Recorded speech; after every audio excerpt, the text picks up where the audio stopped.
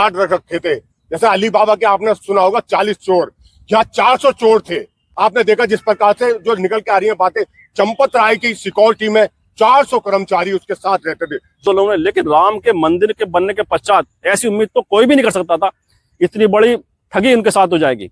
बिल्कुल, निश्चित तौर पर आप बिल्कुल ठीक कर रहे हैं, क्योंकि लोगों ने, जिनके घरों में खाने के लिए पोजीशन नहीं थी, उन लोगों ने अपने घर में अपनी गुल्लकों को तोड़कर पैसा निकाल कर राम मंदिर भेजा था। जो पैसा है, जो परिवार का जो सोना चांदी जो उन्होंने बना के रामचरितमानस राम के चरणों में रखी, वो गायब हो गई। आप राष्ट्र बनाएंगे, बात हुई थी कि हिंदुओं को जगाएंगे, लेकिन आज जब हिंदू जाग रहा है तो तकलीफ मौजूदा सरकार को हो रही है। हिंदुओं को पता चल रहा है कि पिछले 10-12 सालों में किस लेवल पर उनका बेवकूफ बनाया गया। नमस्कार दोस्तों, मेरा नाम है नकुल चतुर्वेदी, मेरे साथ मौजूद हैं शाकाल बाबा और मेरे साथ इधर मौजूद हैं प्रशांत कौशिक जी। आज जिस मुद्दे पर हम लोग बात करने जा रहे हैं वो मुद्दा है राम मंदिर चंदा चोरी का। आज हम गांधी जी के 3 बंदर बनकर ये समझने की कोशिश करेंगे कि आज के दौर में हमारे देश के लोगों को क्या आंख बंद करने की जरूरत है, कि आज के दौर में हमारे देश के लोगों को कान बंद करने की जरूरत है, या फिर आज के दौर में हमारे देश को मुंह बंद करने की जरूरत है।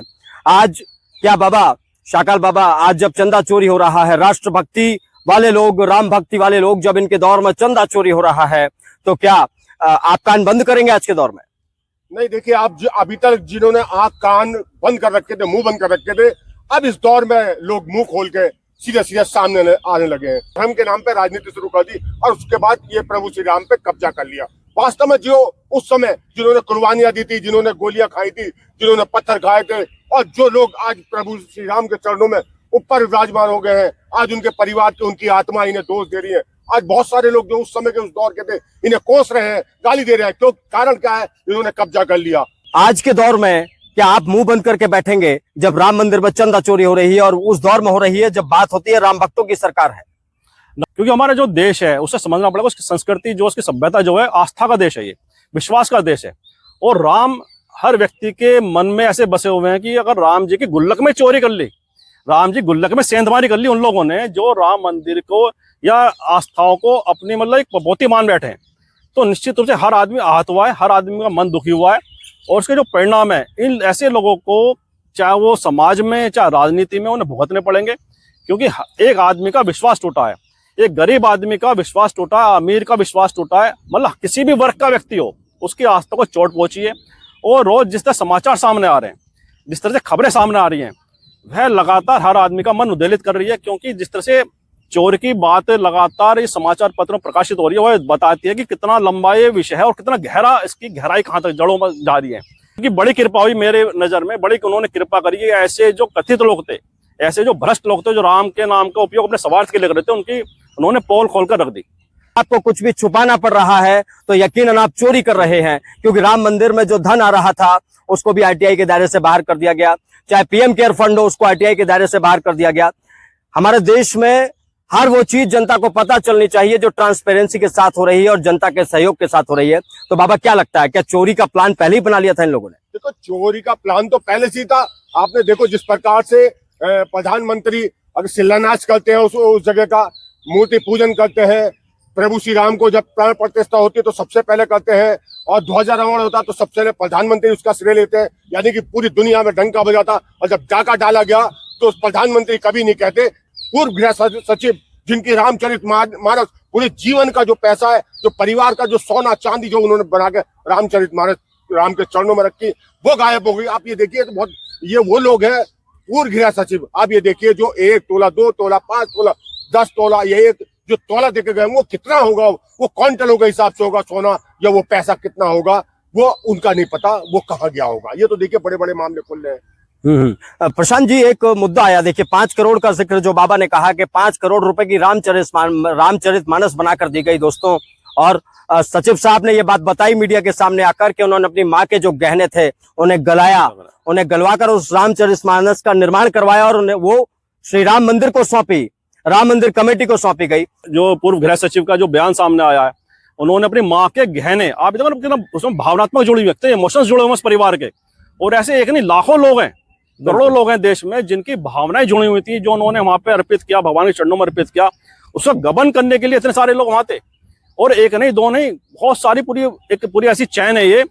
और जिस तरह से चीजें सामने निकल के आई हैं, तो उसमें मुझे लगता है ये केवल प्यादे हैं, इनके पीछे कोई बड़ा खेल है। जो लोग सामने जिनका नाम आ रहा है, जिन जेल में है, उसके पीछे कोई ना कोई बड़ा एक ऐसा पूरा एक समूह है जो उन चीजों को मैनेज कर रहा था, जो केवल उनके हाथ में नहीं था इतना वो गमन करना, इतनी फ्रॉड करना। तो कोई ना कोई शक्ति ऐसी है, ऐसी कोई बड़ी शक्ति है जिसके देख रेख में सब काम हो रहे। तो उस शक्ति को उसका बेनकाब जरूर होना चाहिए। काम के साथ इतना अगर ठगी हो जाएगी उनके साथ उनकी गुल्लक में सेंधमारी हो जाएगी, तो भारत के लोग इसे बर्दाश्त नहीं करेंगे। निश्चित रूप से बड़े आंदोलन चले राम मंदिर के लिए, बहुत बड़े उसके लिए पूरे राजनीतिक आंदोलन हुए, सामाजिक आंदोलन हुए, लेकिन राम के मंदिर के बनने के पश्चात ऐसी उम्मीद तो कोई भी नहीं कर सकता था इतनी बड़ी ठगी उनके साथ हो जाएगी।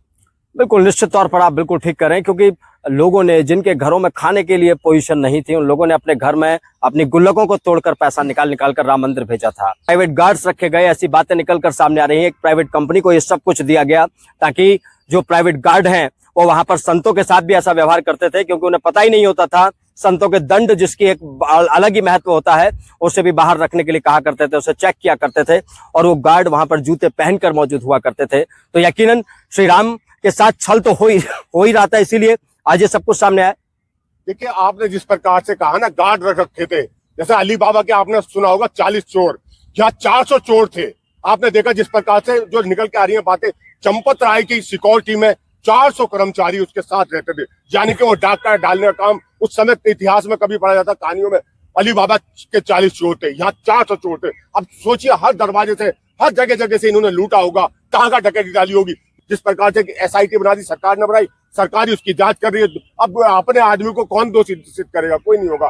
तो ये वास्तविकता अगर निष्पक्ष जांच होती तो ये अली बाबा के नहीं, राम मंदिर के 400 चोर पकड़े जाते, और वहां जो उन्हें ऑपरेट कर रहे होंगे 400 चोरों को, वो भी मुख्य आदमी पकड़ा जाएगा।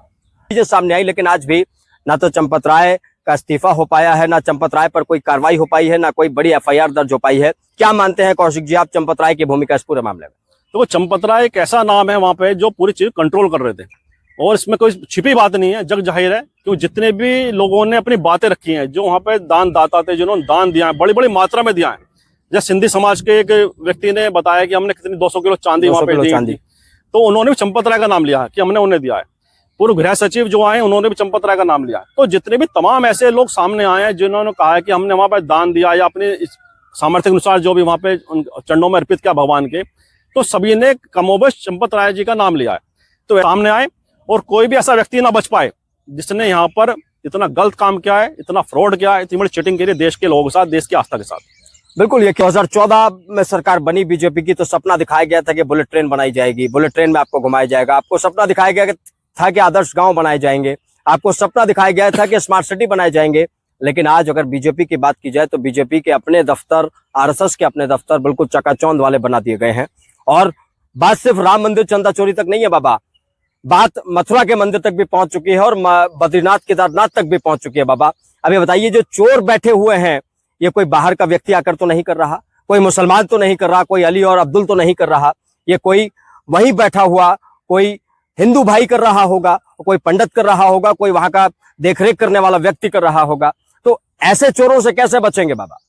दिखनी आती थी जिस प्रकार से आपने देखा अयोध्या में लूट की खबरें आ रही है। आप देखो बद्री विशाल में, उत्तराखंड में लूट की खबर आ रही है। कभी 16 लूट दिया जाता है, कभी केदारनाथ, कभी बद्रीनाथ, कभी मथुरा। ये क्या चल रहा है? ये सरकार के संरक्षण में काम चल रहा है। अगर वास्तव में सही लोगों को दोष देकर अगर उन्हें कार्रवाई की जाती तो ये पुनरावृत्ति ना होती। लेकिन क्या है, कहीं ना कहीं सरकार इसमें संलिप्त लगती है। बिल्कुल, यकीनन दोस्तों, बात तो हुई थी हिंदू राष्ट्र बनाएंगे, बात हुई थी कि हिंदुओं को जगाएंगे, लेकिन आज जब हिंदू जाग रहा है तो तकलीफ मौजूदा सरकार को हो रही है। हिंदुओं को पता चल रहा है कि पिछले 10-12 सालों में किस लेवल पर उनका बेवकूफ बनाया गया। अगर सुविधाओं की बात की जाए तो सुविधाओं के नाम पर बाबा जी का ठुल्लू हाथ में पकड़ाया गया, और अगर बात की जाए अव्यवस्थाओं के नाम पर तो अव्यवस्थाओं के नाम पर उनकी गाड़ी से लेकर उनकी जेब ढीली करने तक का पूरा इंतजाम इस सरकार ने किया। मौजूदा सरकार इसके लिए पूरे तरीके से उत्तरदायी है, या फिर सिर्फ वही 2-4 लोग जिनके नाम हमारे सामने आ रहे हैं उन पर हमें सवाल उठाना चाहिए? ट्रस्ट का गठन हुआ, PMO के द्वारा ही पूरा एक इसमें देखरेख ट्रस्ट का उन्होंने गठित किया, और नृपेंद्र मिश्र को उसके ट्रस्ट का अध्यक्ष बनाया। तो ऐसे में नृपेंद्र मिश्र ने भी खुद कहा कि डकैती है, चोरी ने डकैती है। तो उनका वर्जन भी बड़ा महत्वपूर्ण है। जब सरकार का नुमाइंदा ही, उस ट्रस्ट का नुमाइंदा ही जो सर्वोच्च पद पर बैठा है, उसने कहा कि डकैती है, तो ऐसे में सवाल उठता है कि आखिरकार अभी तक सरकार जो मुखिया है, हमारे देश के जो मुखिया हैं, प्रधानमंत्री मोदी जी जो हैं, उन्होंने चुप्पी क्यों नहीं तोड़ी है? उनका मौन क्यों बरकरार है इतने महत्वपूर्ण मसले पर? जबकि तमाम जितने भी वहाँ पे आयोजन हुए हैं राम मंदिर की प्राण प्रतिष्ठा लेके, भूमि पूजन से लेकर हर मुख्य अवसर पर प्रधानमंत्री के हाथों से ही वह पूरा एक आयोजन हुआ है। ऐसे में उनका मौन रहना ये बहुत सवाल पैदा करता है और इसलिए प्रधानमंत्री को चाहिए जल्द से जल्द अपनी चुप्पी तोड़े और देश के सामने उस व्यवस्था को लेकर तमाम बातें बताएं कि आखिरकार क्या कारण है कि इतनी बड़ी वहाँ पे इतना बड़ा फ्रॉड हो गया है। जहाँ से वो परीक्षा लेती है, चाहे वो भगवान राम के समय की कालखंड की बात करें, माता सीता की भी परीक्षा ली गई और अब भगवान राम ने, क्योंकि उनका नाम का इतना दोहन इन लोगों ने कर दिया अपने स्वार्थ के लिए, अपने राजनीतिक उपयोग के लिए, तो राम जी भी आज ही जिनसे आ चुके हैं, वो भी इनकी परीक्षा ले रहे हैं, इनकी सबकी पोल पट्टी खोल रहे हैं। इस पूरे माध्यम से उन्होंने उन सब तथाकथित लोगों की पोल पट्टी खोल कर रख दी जो उनके राम के नाम का दोहन अपने स्वार्थ के लिए कर रहे थे। बिल्कुल यकीनन। बाबा, झोला उठाकर चल देंगे, हम तो फकीर हैं, प्रधानमंत्री नरेंद्र मोदी ने ये बात कही थी, तो क्या अब झोला ज्यादा भारी हो चुका है, उठाया नहीं उठाया जा रहा, क्या कहाँ जाएंगे? देखिए बाबा, बात यह है, अगर झोले की बात करो तो इस देश से बहुत लोग झोला उठाकर दुनिया में कहीं ना कहीं अन्य जगह कारोबार, व्यापार और अपने परिवार को समेट रहे हैं। जिस प्रकार से देश में आंकड़े आ रहे हैं, इस बार 1,60,000 का आंकड़ा आया, जिस पर हर साल कुछ ना कुछ बढ़ता जा रहा है। जिनकी व्यवस्था है, जो देश में इस समय भ्रष्टाचार चरम पर है, व्यापार, कारोबार, व्यवस्था, शिक्षा सब बेकार होती जा रही है। झोला तो जनता उठा रही है, क्योंकि मोदी जी ने नारा दिया था, जब चाय की बात आई तो दुनिया चाय पी रही थी। जब मोदी जी ने कहा चौकीदार, तो सारा आदमी चौकीदार बन गया था। और जब झोले की बात आई तो झोला लोगों ने समझ लिया। झोला उठा के जो समझते थे वो देश को, जो कारोबार उन्हें लगा कि अब ध्यान हो सकता, जिनका ऐसा कारोबार है जो एक ब्रीफकेस में शिफ्ट हो सकता है, जो ट्रांसफर हो सकता है, जिसकी इंडस्ट्री है, जिसके यहाँ लोग हैं, सिस्टम है, वो तो शिफ्ट नहीं हो रहे, लेकिन झोला उठा के वो जा रहे हैं। और आने वाला समय ऐसा हो सकता है, मैं तो समझ रहा हूँ इन लोगों ने सारी व्यवस्था, इनके जितने भी मंत्री हैं, नेता हैं, बहुत सारे बॉलीवुड स्टार हो या क्रिकेट स्टार हो, आपने देखा बहुत सारे लोगों ने देश की नागरिकता छोड़कर विदेश में जो इनके समर्थक थे वो भी चले गए। तो मैं समझता हूँ मोदी जी का कुछ नहीं पता, इस सरकार का कुछ नहीं पता। मोदी जी ने कहा था झोला उठा के जाऊंगा, तो ये निश्चित रहेगा ये झोला उठा के जाएंगे, और नहीं तो झोला पैक करने की अब जनता ने तैयारी कर दी है। बिल्कुल निश्चित तौर पर दोस्तों, अगर भगवान के साथ धोखा किया जाएगा तो यकीनन भगवान उसका फल देता है और यहीं पर सब कुछ दिखाता है। आज अगर श्री राम के मंदिर में चोरी हो रही है, बद्रीनाथ केदार में चंदा चोरी की खबरें आ रही हैं, बांके बिहारी मंदिर में चोरी की खबरें आ रही हैं, तो हर जगह प्रभु श्री राम विराजमान है और श्री राम मंदिर की प्राण प्रतिष्ठा जो अधूरा तरीके से की गई थी उसका भी दंश मौजूदा सरकार को झेलना पड़ सकता है। हमारी ये डिबेट और इस दौरान हमारे दिए गए वक्तव्यों पर आप क्या कहते हैं, कमेंट बॉक्स में अपनी राय दे सकते हैं। फिलहाल के लिए इतना ही, नमस्कार।